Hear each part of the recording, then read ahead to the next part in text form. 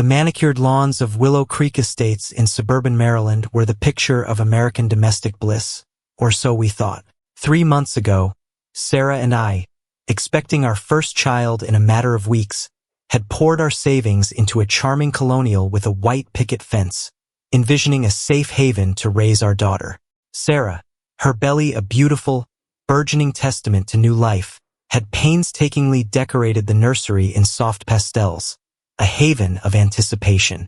I, a software engineer with a penchant for order and a quiet life, had imagined lazy weekend barbecues and the gentle rhythm of suburban existence. We were so wrong. The Willow Creek Homeowners Association, presided over with an iron fist by one Beatrice Abernathy, quickly shattered our idyllic vision.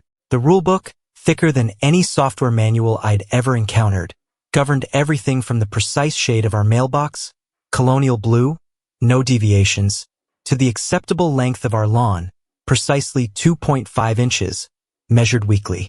The first infraction arrived within days of unpacking, a sternly worded letter, typed in an aggressive Times New Roman font, citing our recycling bins as unsightly and not adequately concealed from public view. They were tucked neatly behind a row of freshly planted azaleas. Sarah, ever the peacemaker, sighed and rearranged them, meticulously ensuring not a sliver of blue plastic was visible. But the notices kept coming, each one more absurd than the last. Our welcome mat, a tasteful core design, was deemed non-compliant with approved textile patterns. The small American flag we proudly displayed on our porch for Memorial Day was cited for being marginally oversized by half an inch. Sarah started to feel targeted, her easygoing nature fraying at the edges. "It's like she has nothing better to do than scrutinize our every move," Sarah fumed one evening, showing me a picture she'd surreptitiously snapped of Beatrice, a woman with a severe bob and perpetually pursed lips, wielding a measuring tape on Mrs. Henderson's prize, winning petunias across the street. "I swear, James, she's got a vendetta." I tried to remain calm, attributing it to overzealous community management. "Honey, it's just a few silly rules. We'll comply, keep our heads down, and it'll blow over." My optimism, however, was short-lived. The real escalation began with the rose bushes Sarah had lovingly planted along our front walkway. They weren't on the approved horticultural list, a document apparently longer than the Declaration of Independence. Beatrice herself delivered the violation notice, her shadow falling over Sarah as she knelt in the garden, her pregnant form making it difficult to rise. "These are not permitted, Mrs. Miller," Beatrice stated, her voice devoid of warmth. "They detract from the uniform aesthetic of Willow Creek. There will be a $50 fine." She didn't offer a hand, didn't acknowledge Sarah's obvious discomfort. That evening, Sarah was in tears. She was so condescending, James, like I was some kind of blight on her perfect little world. The next morning, the rose bushes were gone, ripped from the soil and left in a tangled heap on our porch. Another violation notice tucked amongst the thorns. Unauthorized removal of non-compliant flora. Additional fine, $75. Enough was enough. I called the HOA management company, a local outfit named Pristine Properties. The woman on the phone, her voice saccharine sweet, informed me that Beatrice Abernathy wasn't just the president of the HOA board. She owned Pristine Properties. The pieces clicked into place. This wasn't about maintaining community standards. It was about power, control, and lining her own pockets through petty fines. A simmering anger began to build within me. I wasn't one for confrontation, preferring the logic of code to the chaos of human interaction. But seeing Sarah, my pregnant wife, treated with such disdain, her efforts to create a beautiful home met with such cruelty, ignited a protective fury I hadn't known I possessed. I knew I had to do something, but I wasn't sure what. Yet, my initial visceral reaction to the relentless harassment was a surge of protective anger, a primal urge to confront Beatrice Abernathy directly and demand an immediate cessation of her petty tyranny. I envisioned a heated showdown on her perfectly manicured lawn, a forceful assertion of our rights as homeowners, a declaration that we would not be bullied in our own home. However, Sarah, her inherent wisdom often a grounding force for my more impulsive tendencies, urged a more strategic approach. James, she cautioned, her voice soft but firm. Charging in blindly will only play into her hands. She's clearly used to getting her way. We need to understand the game she's playing before we can win. Reluctantly, I heeded her counsel. Instead of a direct confrontation, I channeled my frustration into a more methodical investigation. My evenings, usually dedicated to the intricate logic of code and the quiet hum of my computer, transformed into a deep dive into the murky world of homeowners associations and local governance.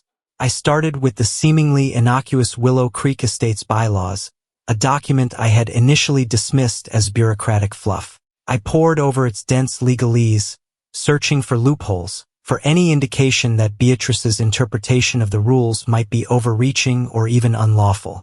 The more I read, the more a disquieting picture began to emerge. The bylaws, while granting the HOA board significant authority, also outline specific procedures for enforcement, dispute resolution, and the levying of fines. Beatrice's methods often seemed to skirt these procedures, relying instead on intimidation and the implied threat of her position. My digital sleuthing extended beyond the bylaws. I scoured county records, searching for any history associated with Beatrice Abernathy or pristine properties.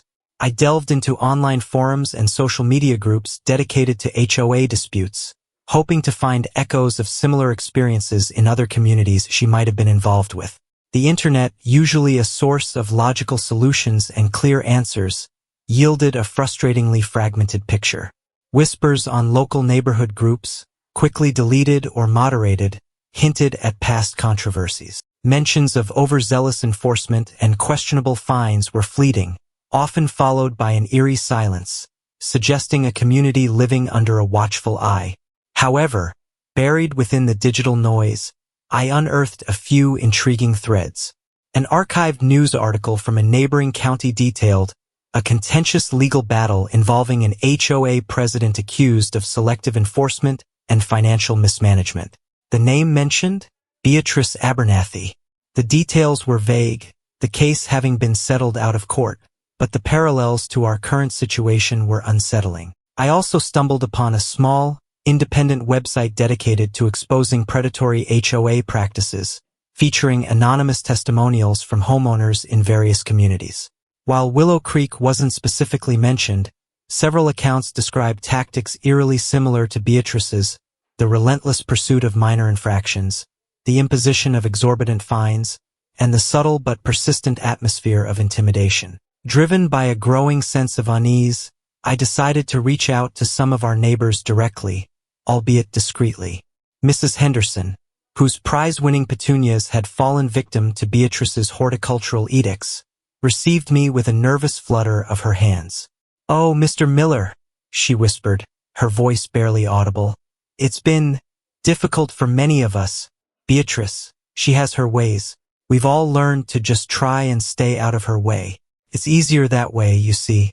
Less unpleasant." Her reluctance to speak openly, the fear evident in her eyes, spoke volumes about the climate of control Beatrice had cultivated.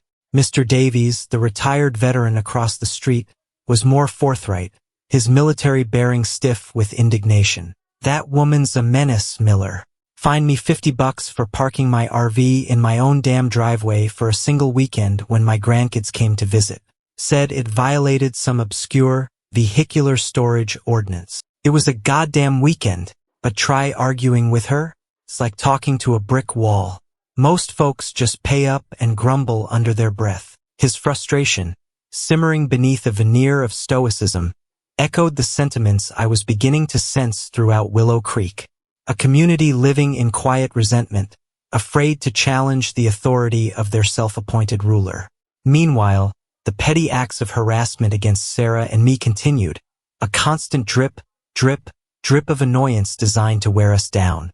Anonymous noise complaints were filed on days when both Sarah and I were at work, our house silent. Our mail occasionally vanished, only to reappear a day or two later, slightly crumpled. The security patrol, that bored teenager in his golf cart, seemed to develop a peculiar fascination with our property, often pausing to scrutinize our lawn or the placement of our garden gnomes with an air of faux authority. Sarah, her patience wearing thin, found herself constantly on edge, jumping at every notification on her phone, every passing car.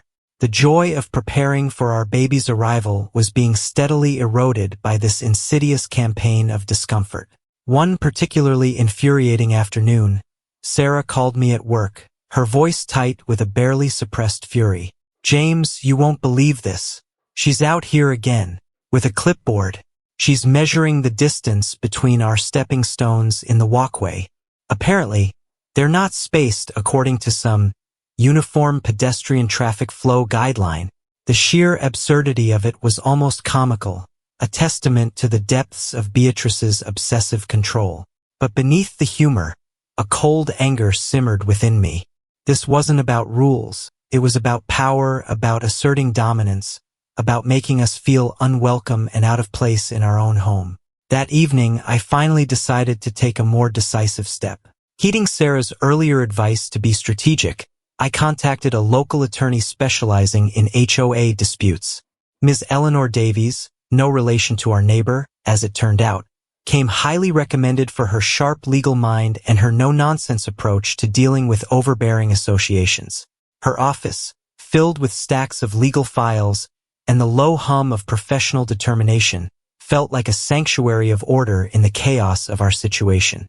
I laid out our story, presenting her with the meticulously documented evidence of the escalating harassment, the questionable fines, and the increasingly bizarre nature of the violations. Ms. Davies listened intently, her brow furrowing as she reviewed the photographs of the uprooted rose bushes and the increasingly aggressive violation notices.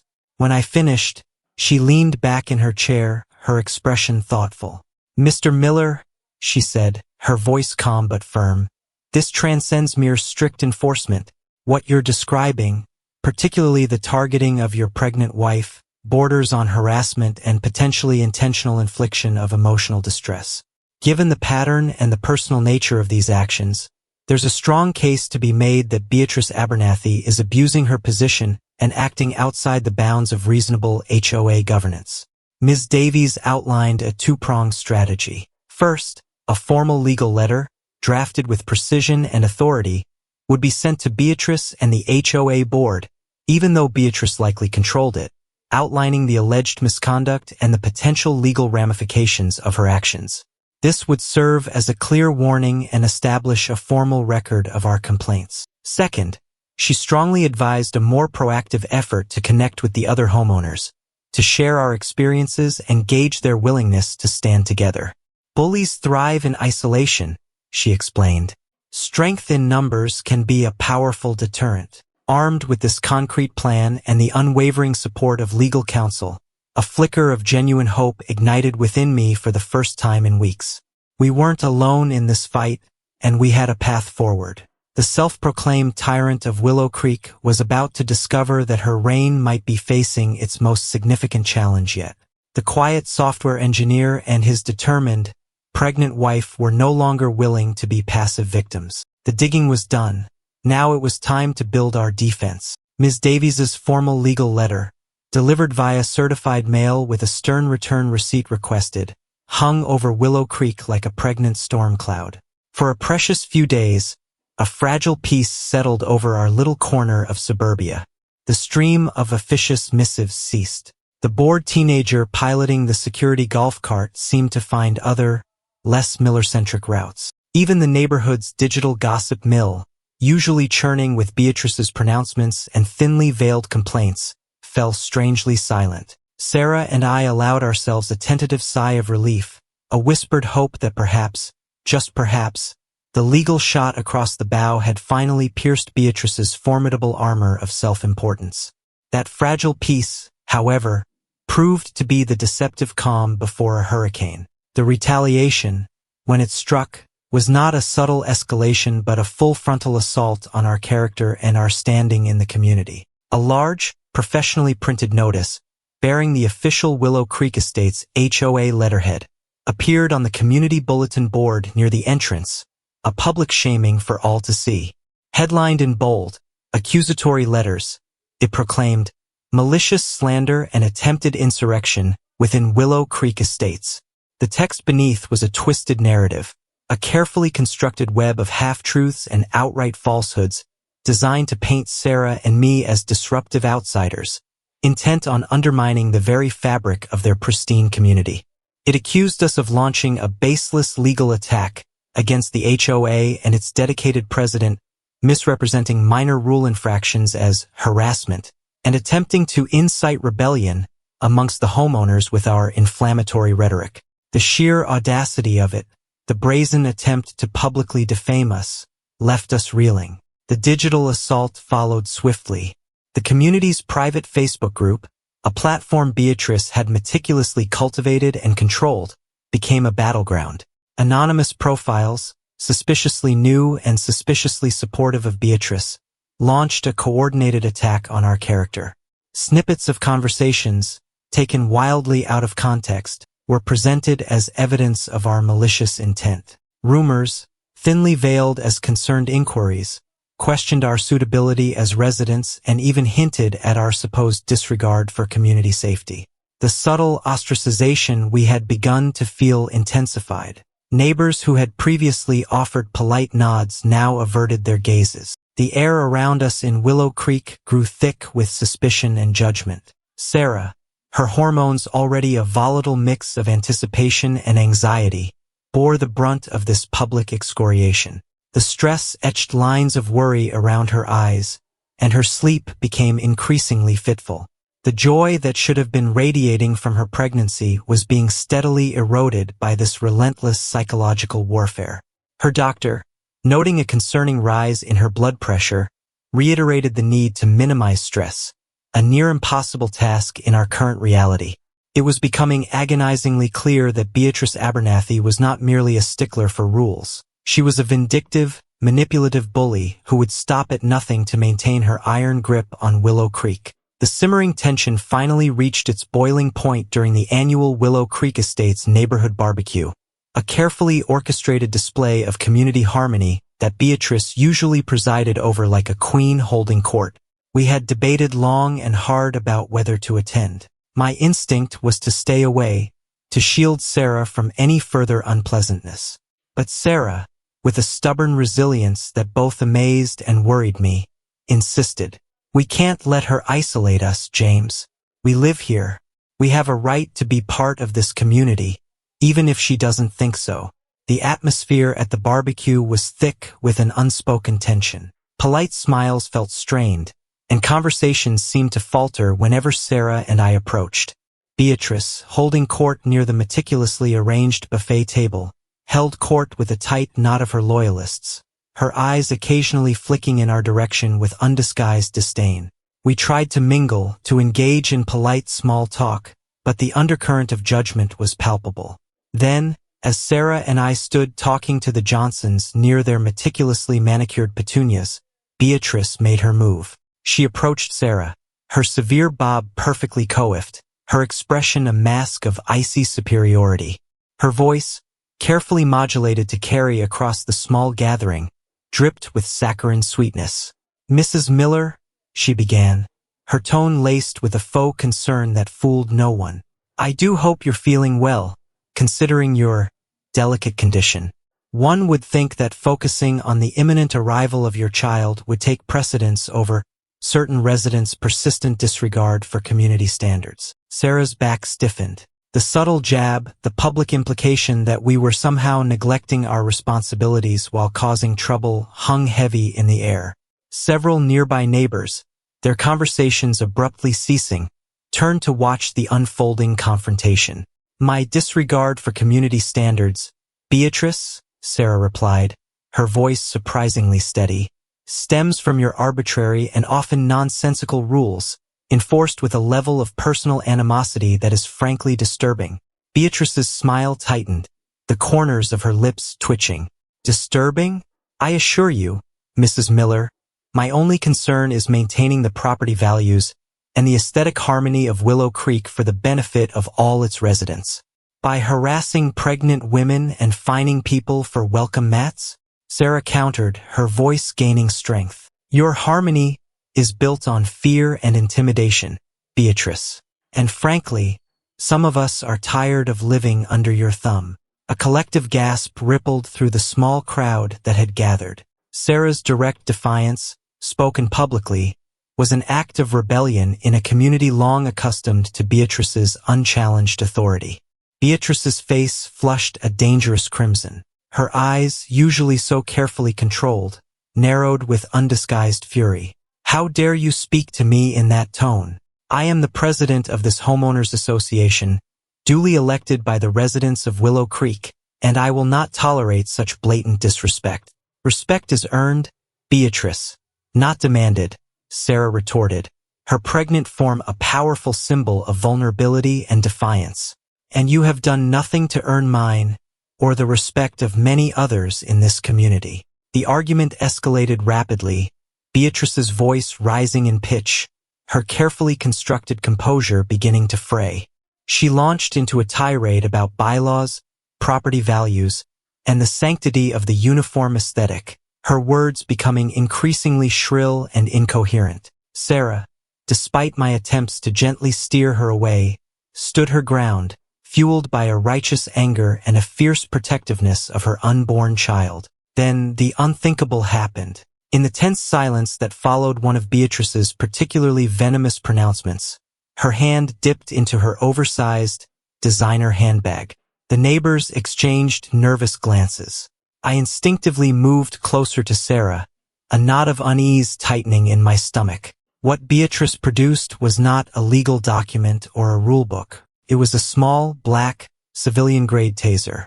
The ominous shape of the device, the twin prongs glinting menacingly in the afternoon sun, sent a shockwave of disbelief and horror through the gathered neighbors. "I will not have my authority challenged," Beatrice shrieked, her voice cracking with a manic edge. She pointed the taser directly at Sarah's abdomen, the buzzing sound of the charging device a terrifying punctuation mark to her pronouncement. Panic, cold and visceral, seized Sarah. Her eyes widened in terror, her hand flying instinctively to cradle her swollen belly. A primal fear, a raw and desperate instinct to protect our unborn child, washed over her. My own blood ran cold, a surge of protective fury so intense it momentarily paralyzed me. Before I could fully process the horrifying reality unfolding before us, before anyone could react to the sheer audacity and violence of Beatrice's act, she lunged forward. The distance between them was small, and Beatrice moved with a terrifying, unhinged determination. There was a sickening, high-pitched crackle as the taser discharged, the thin wires arcing with a visible jolt of electricity. Sarah's body convulsed violently, her muscles spasming uncontrollably. A scream, raw and primal, tore from her throat, a sound of pure agony and terror that ripped through the festive atmosphere of the barbecue, shattering the illusion of suburban tranquility. She crumpled to the ground, her face contorted in unimaginable pain, her cries echoing across the stunned silence of Willow Creek. "The baby!" she gasped, her voice choked with tears and agony. "James, the baby!" Beatrice stood over her fallen form, the taser still buzzing ominously in her trembling hand, a look of twisted triumph and unhinged satisfaction contorting her features. "She attacked me!" she shrieked again, her voice shrill and hysterical. "I had to defend myself. She was threatening me." My world narrowed to the sight of Sarah on the ground, her pregnant body racked with pain, her cries a dagger in my heart. A primal rage, a white-hot fury that eclipsed anything I had ever experienced, erupted within me. The idyllic vision of our life in Willow Creek, the petty squabbles over lawn care and welcome mats, all vanished in the face of this brutal, senseless act of violence against my wife and our unborn child. The tyrant of Willow Creek had just crossed a line from which there could be no return. And in that moment, a silent vow solidified within me. Beatrice Abernathy would pay for what she had done. She would learn, in the most profound and irreversible way, the true meaning of power and the devastating consequences of its abuse. The world seemed to slow down. The horrified faces of our neighbors blurred around me. Sarah's ragged breaths filled my ears. The injustice of it all, The sheer audacity of Beatrice's violence against my pregnant wife was a physical weight on my chest. "She attacked me," Beatrice repeated, her voice shrill and unconvincing. But the smugness was already starting to waver, replaced by a flicker of something akin to unease. That's when I made my move. Slowly, deliberately, I reached into my back pocket and pulled out my wallet. I flipped it open, revealing the gleaming gold badge clipped inside. Not a civilian security guard badge. Not an HOA committee pin. It was the official badge of the Maryland State Police. Specifically, the badge of a major in the Criminal Investigations Unit. "That's funny, Beatrice," I said, my voice dangerously calm, a stark contrast to the chaos around us. "Because assaulting a pregnant woman with a weapon is a felony, and lying to a law enforcement officer is another one." The color drained from Beatrice's face. Her mouth opened and closed soundlessly, like a fish out of water. The triumphant gleam in her eyes vanished, replaced by a dawning horror. You're a cop?" she stammered, her voice barely a whisper. I stood up, my full height casting a shadow over her. "Not just a cop, Beatrice. I'm Major James Miller, and you just assaulted my wife." I gestured towards the numerous cell phone cameras that were now undoubtedly recording the scene. "Every bit of this is being documented." The shockwave rippled through the small crowd of neighbors. Murmurs of disbelief and dawning understanding filled the air. They had been living under the thumb of a tyrant, and now the man she had attacked was one of the very people sworn to uphold the law. The two teenage security patrol members who occasionally cruised the neighborhood in their golf cart looked like they wanted to disappear. Even Mr. Henderson, usually so timid, straightened his shoulders, a spark of defiance in his eyes. Beatrice, realizing the gravity of her situation, tried to backtrack. "It was a misunderstanding. She came at me." "Really?" I said, my voice laced with disbelief. "My 8 months pregnant wife, clutching her stomach, came at you while you were wielding a taser? I think the video evidence will tell a different story." My phone buzzed. It was a text from a number I didn't recognize. "Major Miller, this is Detective Reynolds from the county precinct. We received a call about an assault at Willow Creek. Are you on scene?"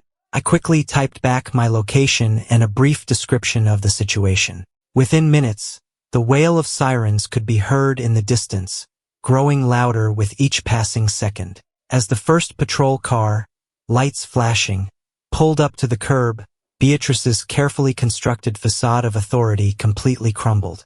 Tears streamed down her face, her severe bob now disheveled. "This can't be happening," she sobbed. "I run this community." "Not anymore, Beatrice," I said, my voice firm but devoid of any satisfaction. "The law runs this town, and you just broke it in a very public and very serious way." The responding officers, their expressions a mixture of confusion and concern as they took in the scene, approached cautiously. I identified myself and briefly explained what had happened. The look on their faces when they saw Sarah, still pale and shaken on the ground, and then turned to the weeping, taser-wielding Beatrice, spoke volumes. The reign of the Willow Creek Tyrant was officially over, and the reckoning was just beginning. The flashing lights of the ambulance receded into the night, carrying Sarah and a precious cargo of hope and anxiety. My gaze lingered on the taillights until they disappeared, a knot of fear tightening in my chest despite the paramedics' assurances. Turning back to Willow Creek, the scene was a stark tableau of Beatrice's downfall.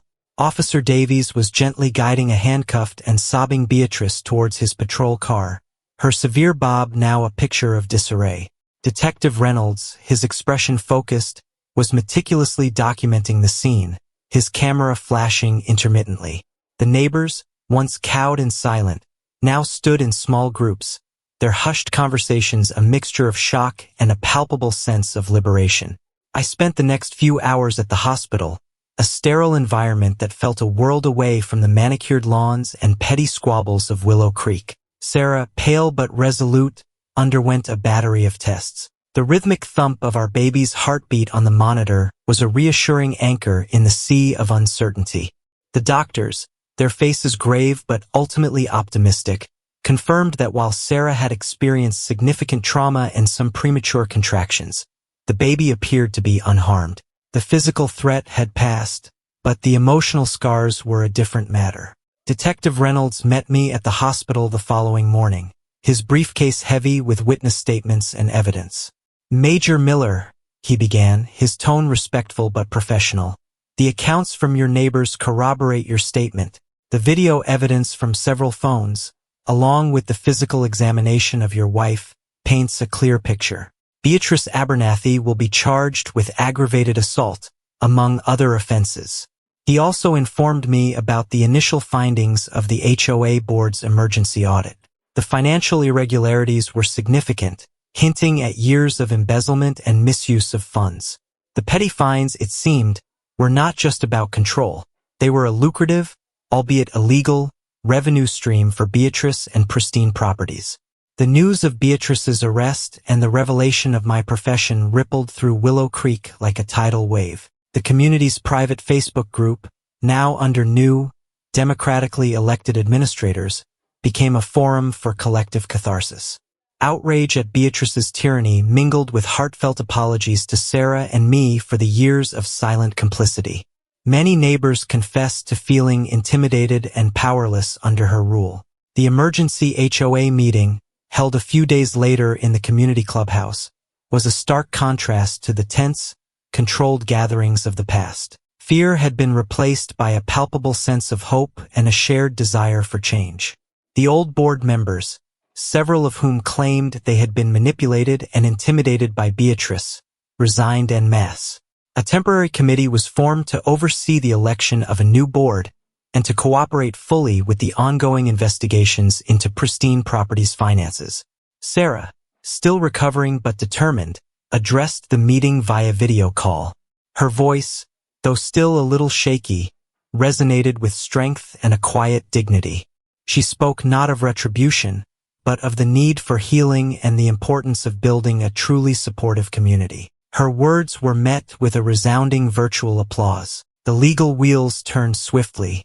The evidence against Beatrice was overwhelming. The aggravated assault charge, coupled with the mounting evidence of financial fraud and abuse of power, painted a damning picture. Stripped of her authority, her reputation in tatters, and facing the very legal system she had so often manipulated, Beatrice Abernathy's carefully constructed world imploded. The civil lawsuits followed, a torrent of grievances from homeowners finally empowered to seek justice. Pristine Properties was dissolved, its assets seized. The era of the Willow Creek Tyrant was definitively over. 6 months later, Willow Creek was almost unrecognizable. The oppressive atmosphere had lifted, replaced by a sense of neighborly camaraderie. The new HOA board, comprised of ordinary residents committed to fairness and transparency, focused on practical matters, maintaining common areas, organizing community events, and ensuring a safe environment for everyone. The infamous rulebook had been drastically revised, reduced to a slim, sensible document prioritizing safety and genuine community well-being. Our daughter, Lily, now a giggling, curious 6-month-old, was the undisputed center of our world. Her nursery, bathed in the soft glow of the afternoon sun, was a testament to the peaceful haven we had finally created. Sarah, her strength fully returned, often took Lily for walks through the neighborhood, stopping to chat with neighbors who greeted her with genuine warmth and apologies for their past silence. The rose bushes, once symbols of our defiance and Beatrice's petty cruelty, now bloomed riotously along our walkway, a vibrant tapestry of color. Sarah had replanted them with a renewed sense of ownership and joy. Beatrice Abernathy, facing a lengthy prison sentence after pleading no contest to the assault charges and being found guilty of multiple counts of fraud, was a fading specter in the collective memory of Willow Creek. Her reign of terror had ended not with a whimper, but with the stark clang of handcuffs and the resounding voice of justice. One sunny afternoon, as Lily napped peacefully, Sarah and I sat on our porch swing, watching the children play in the cul-de-sac. The laughter and shouts were a sweet melody, a far cry from the tense silence that had once permeated Willow Creek. It's hard to believe it all happened, Sarah murmured, leaning her head on my shoulder. It is, I agreed, my arm around her. But it also showed us the true spirit of this community. Once the fear was gone. The fight had been arduous, the violation deeply personal. But in the end, the truth had prevailed, and justice had been served. The tyrant had been overthrown, not by force, but by the unwavering strength of a family defending their home and the collective will of a community yearning for fairness. Sometimes, the most profound changes begin in the most unexpected places, even on a seemingly perfect suburban street where a pregnant woman stood her ground and her husband, a man who quietly held the power of the law, finally had to reveal who truly ran this town. And in the quiet triumph, we found not just justice, but a new dawn for Willow Creek Estates.